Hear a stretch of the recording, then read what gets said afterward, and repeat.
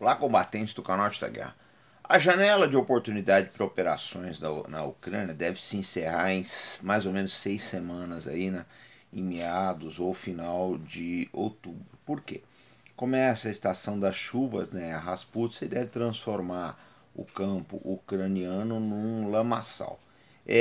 Isso impede operações? Não. Quem quiser pode até lançar, mas não vai ser com a mesma eficiência, porque muitos veículos, vai ter uma perda grande de veículos, as operações serão mais demoradas, né?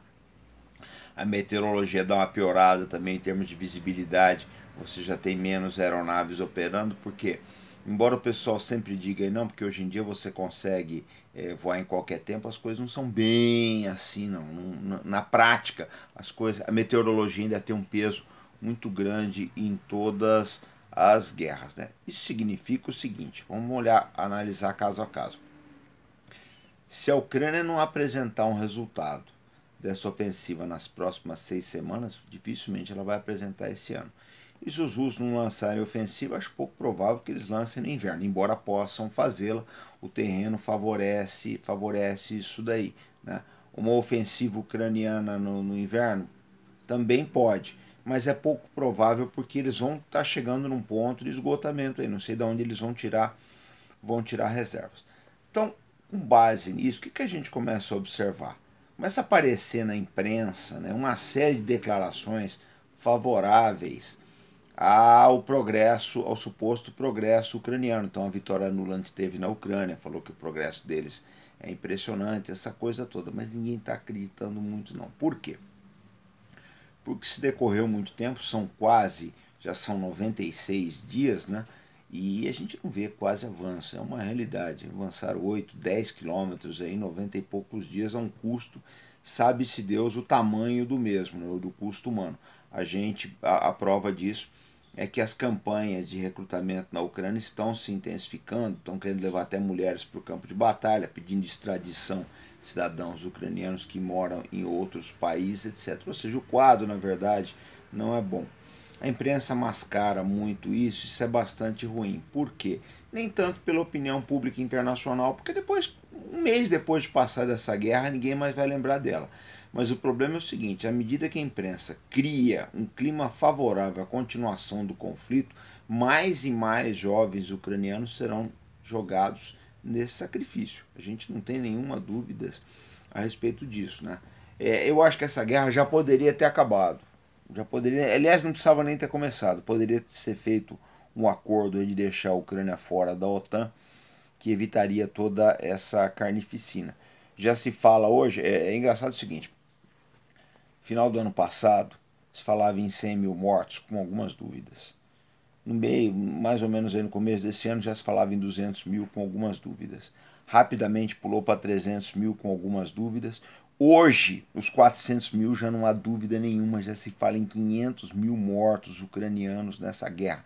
E provavelmente teremos o triplo, né, de baixas, porque existe, eu falo sempre aqui no canal, existe uma diferença entre mortos e baixas. Né?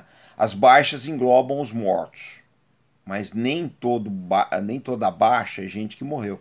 É gente que ficou ferida, inabilitada para continuar em serviço, gente que caiu prisioneiro de guerra, desertores, desaparecidos, etc. Tudo isso é baixa, aquele efetivo que você já não conta mais para o serviço ativo.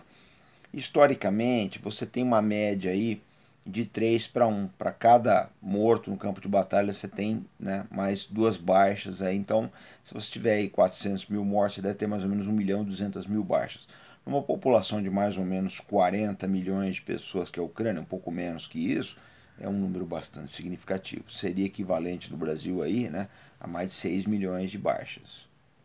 É um fato. Imagina o nosso país ter 6 milhões de baixas numa guerra, né?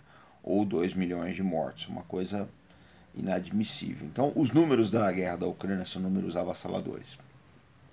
Eu acho que quando isso aí passar dessa crise, vai levar muito tempo, talvez algumas décadas, quando esses números aparecerem, né, as pessoas vão ficar bastante espantadas. É claro que esses números eles não vão atingir a nossa contemporaneidade. Quando esses números aparecerem, essa guerra aí já é página virada na história. Quando os números reais aparecerem, como estão aparecendo de diversas guerras aí. Mas hoje, quem se debruça sobre o assunto, quem faz pesquisas sérias no ramo, né, já calcula que os números são realmente absurdos. Nenhum país, né, da Europa Ocidental suportaria essas baixas. Essa é a realidade.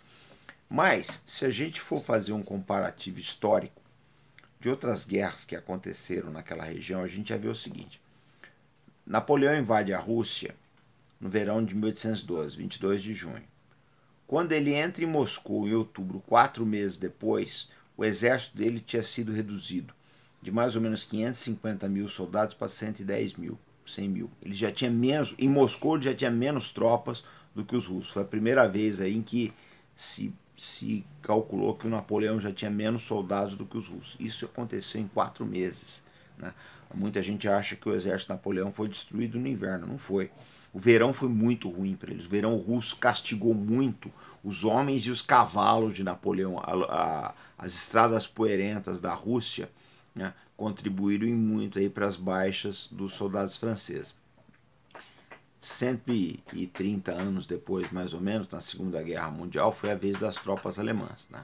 600 divisões de infantaria da Alemanha foram destruídas no leste da Europa, na guerra contra a União Soviética. Ali foi que a Alemanha sofreu suas maiores baixas, tanto que quando o exército do general Eisenhower desembarca nas praias da Normandia, em 6 de junho de 1944, os nazistas já estavam bastante depauperados, tanto em termos de pessoal como em termos de material. Eles perderam muitos blindados, muitos canhões, né, muitos obuseiros e muitas aeronaves na campanha da Rússia. E esse material, essas baixas humanas, eram muito difíceis de serem repostas aí, tanto que no final da guerra a Alemanha já teve que apelar para Volksturm, né, velhos e adolescentes lutando contra as tropas russas, que é mais ou menos a mesma coisa que está acontecendo hoje com a Ucrânia. Né? Eles estão mexendo bastante aí nos limites de recrutamento, de maneira que a gente vai ver gente bastante fora da idade normal aí de recrutamento no campo de batalha. Isso é muito triste. Realmente está acontecendo uma devastação na sociedade americana, uma coisa que poderia ter sido evitada. Mas é um padrão russo de guerra.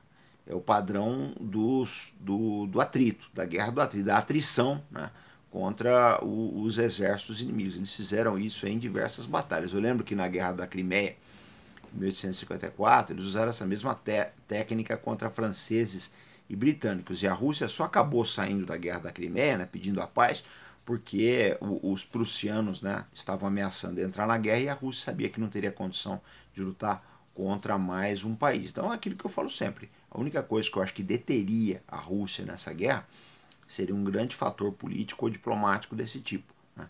Mas a gente tem que lembrar que a diplomacia da Rússia é muito atuante, sempre foi. Estava falando na live hoje que na guerra contra Napoleão, os russos, antes de entrar em guerra, fizeram a paz com os turcos, fizeram a paz na Escandinávia. Então eles não tinham mais preocupações nem ao norte nem ao sul. A única preocupação que eles tinham era Napoleão. Mesma coisa na Segunda Guerra Mundial.